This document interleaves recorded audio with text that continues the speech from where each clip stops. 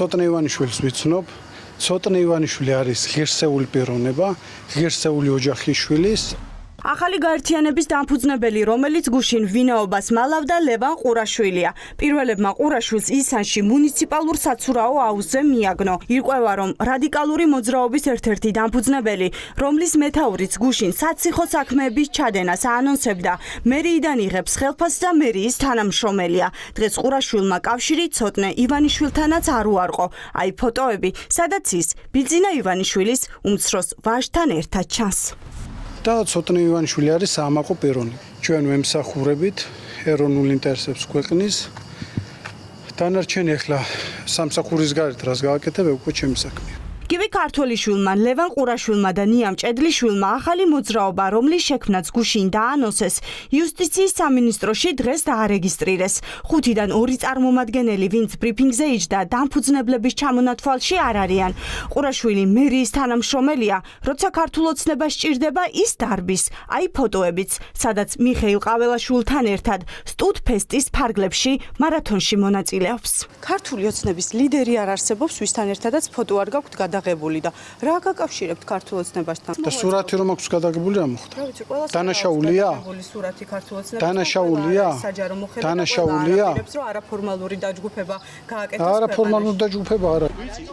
ხალხი, რომელიც გუშინ საციხო საქმეების ჩადენას აანონსებდა და ამბობდა, რომ პატიმრობისთვის მზად იყო, ორგანიზაციის წესდებაში წერს, რომ მისი მიზანია ახალგაზრდები გაანათლოს პატრიოტიზმის საკითხებში.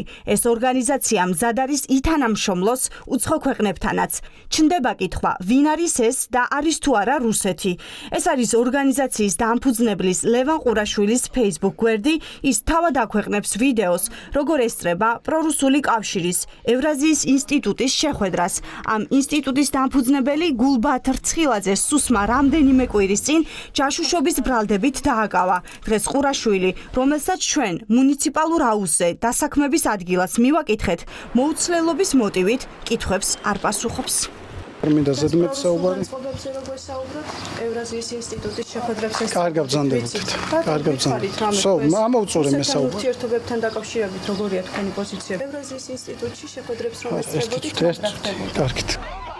ეს კი კორცხელია, სადაც ქართული ოცნების მხარდამჭერი სპორტსმენები თავს დაესხნენ ოპოზიციას. მაშინ ამ შეხვედრის ერთ-ერთი ორგანიზატორი კობა ტყეშელაშვილი იყო. ახალი მოძრაობის წევრების არაერთი ფოტო არსებობს, რომელიც ტყეშელაშვილთან მჭიდრო კავშირს ადასტურებს. ოპოზიციის წარმომადგენლები ამბობენ, რომ ტყეშელაშვილი ზონდერია. ყობა ტყეშელაშვილის ნაირი პატრიოტი ადამიანი ბევრი იყოს. კორცხელში იღებდით მე არ ვიღებდი, მაგრამ ყობა ტყეშელაშვილის ნაირი პატრიოტი ადამიანი ბევრი იყოს საქართველოში. საუბარია. რაც მოძრაობის ძალადობას რო ხედავდით, ქართული ოცნების ძალადობა ვერ დაინახეთ ისე ბოლო პერიოდში? ამოვწურე საუბარი. თქვენ კახაკალაძის შტაბთანაც იმყოფებოდით, დიდი ფიზიკური დაპირისპირება რომ მოხდა, ასე არის? სამსახურის გარდა მე სად ვიქნები, ეგ ჩემი საქმეა. სამსახურის გარდა მე სად ვიქნები, ეგ არის ჩემი საქმე. ქალბატონი, რომელიც გუშინ საკუთარ ვინაობას მალავდა, აღმოჩნდა, რომ ნიამ ჭედლიშვილია. 22 წლის ახალგაზრდა დღეს თავისუფალი მედიის კამერების წინ არ გამოჩენილა. ახალი მოძრაობის მეთაურმა გივი ქართველიშვილმა კი სამთავრობო არხებს უთხრა, რომ ბულინგის მსხვერპლია. იუსტიციის სამინისტროს ახალი მოძრაობა ჯერ რეგისტრაციაში არ გაუტარებია, შევიდა მხოლოდ განაცხადი. ოცნებაში ამბობენ, რომ რეგისტრაციის პრობლემა არ იქნება. ეხლა ეს ადამიანებიც ამბობენ, რომ ჩვენ ტრადიციებს დავიცავთ. არ ვიცი რატომ და როგორ, მაგრამ ვინმე რო ციხითაც დაგვემუქროს, ჩვენ ამას მაინც დავიცავთ. და რა მოხდა მე მე მაგალითად რო გადავიღო ამ ადამიანთან ერთად სურათი რა, დანაშაული ან იმისი ან ჩემი? არა, თუ დანაშაული ჩაიდეს, ადამიანი ერთი წამით. თუ ადამიანი წანეშულს ჩვენ არავის არ უთხოვთ. ოპოზიცია ამბობს, რომ ეს არის კადიროველების ქართული დაჯგუფება. ის ქართულმა ოცნებამ შექმნა, რომ ხალხი დააშინოს. ანუ ტიტუშკებმა ნიღბები მოიხსნეს და ფორმალიზებას ცდილობენ.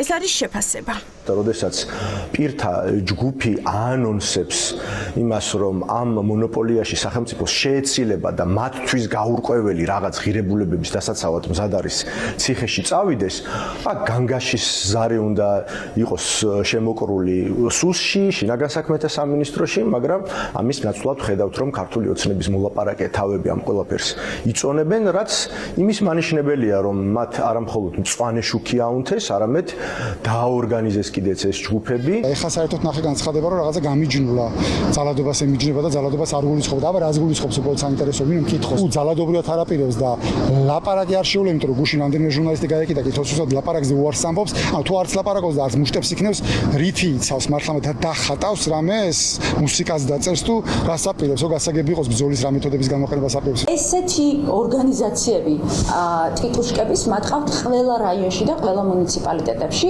რომელსაც ფარველობს სახელმწიფო უსაფრთხოების სამსახური, რომლებსაც ფარველობს შინაგან საქმეთა სამინისტრო და რომლებიც უშუალო დირექტივას იღებენ ქართული ოცნების ცენტრალური ოფისიდან. კახი კალაძე დუმს. მერიაში არაფერს ამბობენ, რას ფიქრობენ, რომ მათი თანამშრომელია იმ დაჯგუფების წევრი, რომელმაც გუშინ თქვა, რომ საციხო საქმეების ჩადენასაც არ გამურიცხავს.